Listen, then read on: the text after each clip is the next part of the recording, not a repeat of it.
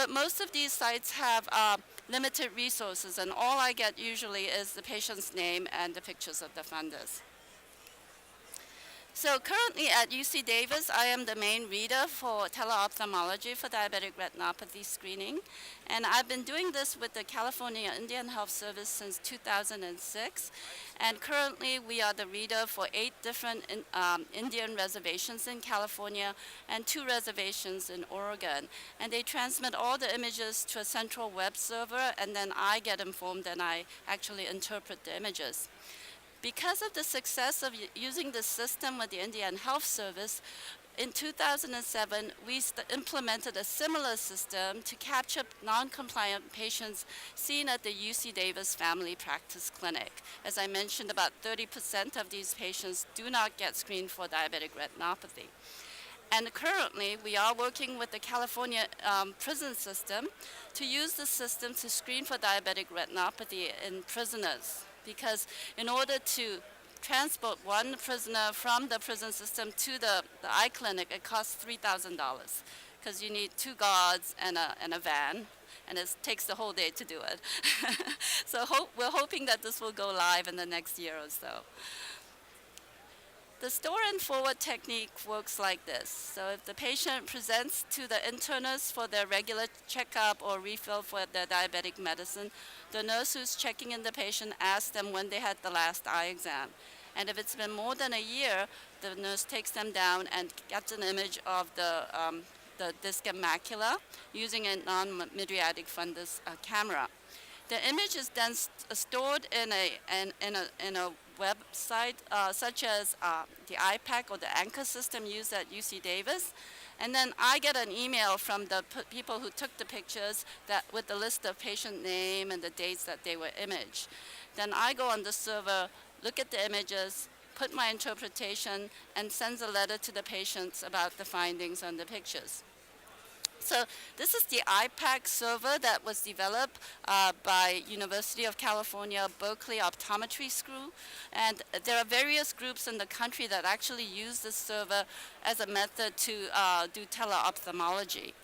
With this server, this is the kind of information I get. Basically get the patient information, age. There are a lot of things they could add, but usually these are left blank because you need more nursing staff to get all that information. But I do get at least a single image of the disc and macula of each eye, sometimes more than one. And I can actually zoom up these images if I need to on my computer. And then I type in my impressions here, assessment, recommendations here. And I also evaluate the quality of the images. So at UC Davis, we don't use the IPAC system because we have our own server to download the images. We use the anchor system, which a lot of ophthalmology groups use. Similarly, we can open these files and enlarge the images and look at the images in more detail. And based on the findings, I use a form letter like this to triage the patients. If there is no abnormality seen, I still recommend a complete dilated eye exam annually. If there's mild diabetic retinopathy, I usually recommend they come in 6 months.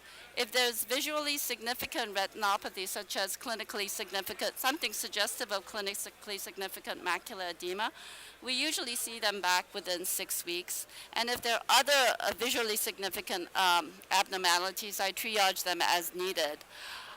This letter is actually sent to the patient, and then my assistant actually makes a follow-up appointment for the patient and contacts the patient with the appointment. And my impressions are then typed into the electronic medical record so that it becomes a part of the patient's file. So using this technique, how often can we diagnose diabetic retinopathy? So in the first year that we did this method of screening for diabetic retinopathy, both the Indian Health Service and the UC Davis sites had very high quality images. More than 90% of the images were of good enough quality that I can make some sort of assessment. And you have to remember that these pictures were taken by technicians in the clinic who are not familiar with ophthalmology or have very limited experience with eye photography. Among these pictures, diabetic retinopathy was diagnosed in 5% of eyes screened in the Indian Health Service, but surprisingly, when this system was implemented at UC Davis, a whopping 26% of the pictures had some degree of diabetic retinopathy, which is the opposite of what we actually expect. And initially, we didn't know how to interpret this, but when you really think about it, when patients are non-compliant in remote Indian villages, it's because they have an access issue, probably. And so these patients are probably very good at controlling their sugar, but they just can't find an ophthalmologist. At UC Davis, our eye clinic is in the same building as the family practice clinic. And so if these patients are not getting their annual eye exam, it's because they're non-compliant patient. And we've found that many of these patients have very high hemoglobin A1C. The other abnormalities that we can see in these pictures are mostly medial opacity suggestive of cataracts, drusen suggestive of macular degeneration, or optic nerve cupping suggestive of glaucoma. And these other abnormalities were pretty comparable in the two groups. So, as I mentioned, here at UC Davis, we used the findings seen on these fundus cameras to triage these patients for follow-up eye exam. And as I mentioned earlier, we would see them in 1 year if it was normal, and much more urgently if there was some urgent pathology seen. So our medical student here, Sankit Shah, who's sitting right here, worked with me this last summer and did a retrospective chart review of the first 200 patients that we screened this way here at UC Davis. And he has a poster that he's currently presenting. He'll be at his poster tomorrow. It's poster 263, and you're welcome to talk to him now or talk to him at his poster. But the poster is entitled, "The Effect of Diabetic Retinopathy Screening and Triaging Using Non-Mydriatic Digital Fundus Photography on Compliance to Follow-Up Eye Exam." And as a pitch to NIDEK, the camera we used was your NIDEK 10-megapixel camera. And when we did this screening, we found that patients who were screened, if you look at their electronic medical records, only 9% of these patients had a dilated eye exam within a year of presentation. But when we followed them after the screening and triaging, 2/3 of these patients actually kept their appointment kept the appointment we gave them. So the compliance went way up. And I think that if these patients come to their internist and the internist takes the time to actually take pictures of their eye, the patient actually gets a message that screening is very important.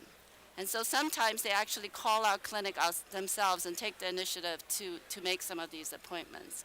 And so I think this increase in compliance is more making the patients aware of the importance of these screening visits. Sankit also looked at the accuracy of diagnosis of retinopathy using fundus photography when compared to the dilated eye exam.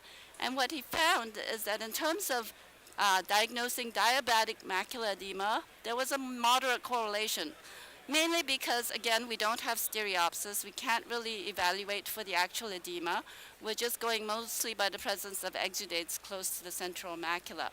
But the correlation for the level of retinopathy or diagnosis of retinopathy was actually pretty good, with a kappa of 0.62. The other interesting finding from this retrospective review was that 80% of the patients, when they actually came for a comprehensive eye exam, they had other diagnoses besides what we found on the pictures. And this included cataracts, other posterior segment abnormalities, and refractive errors, of course, that you would miss in these pictures. So in summary, the store and forward method of teleophthalmology screening for diabetic retinopathy using a single 45-degree fundus photography is a very cost-effective, useful way to capture patients who would be lost to, who would not be getting an annual eye exam as recommended. This screening method is not only useful in rural, remote areas, but in urban centers where there is a compliance issue with your patients. It is a way to capture these patients and make them more aware of the importance of screening. Minimal training and cost is needed. The camera itself, I believe, costs about $25,000. That's probably the major cost. Any of your technicians or nurses in the internist clinic could be trained to do this with minimal effort. And it's, of course, nice